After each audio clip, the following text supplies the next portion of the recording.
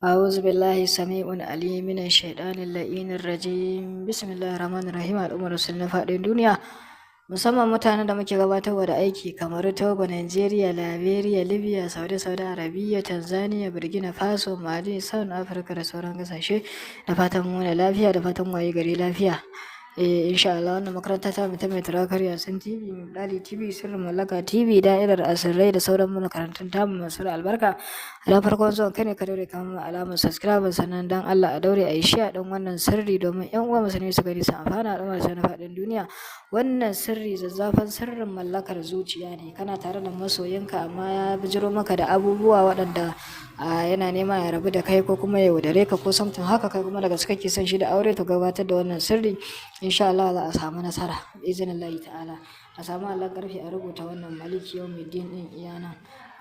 Sai a rubuta ta kafa 7 a jikin allo, sai a bude, sai a saka sunan shi a inda kuka ga an bude din nan, sai a hura wuta, a samu karara abu ɗaya kenan, sai a samu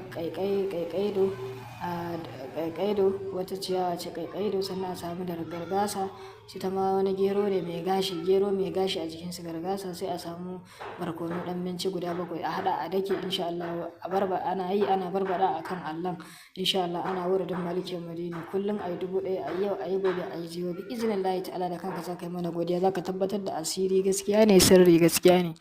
Wannan shine sirrin namu na yau. Mun ba da shi fi sabilillahi goron juma'a. Insha Allah a daure a mana subscribe, a yi mana share din wannan attajiri garnagaki dirkeken sirri ga masu bukatar ayyukan mu, bangaren kare sihiri, bangaren bincike akan a gaya maka abin da rayuwarka ta kunsa da abin da ya kasance ka bunne wa kanka ko kuma baka sani ba, duka a gaya maka da kuma baka shawarwari domin magance matsalar ka. Muna nan zuwa bangaren hayakin ibadali, sirrin ibadali da sauran mallakoki da sauransu insha Allah. Garin ne bukata number mu ita ce 08103304786. Mutanen kasar Nijar, kamar Togo, Nigeria, Liberia, Libya, Saudi Arabia, Tanzania, Burkina Faso, Mali, South Africa, Abu Dhabi da sauran kasashe za su sa +234, sai su sa 8103304786. a daure a mana share din wannan sirri sannan a mana subscribe domin yan uwa musulmai su gane su amfana.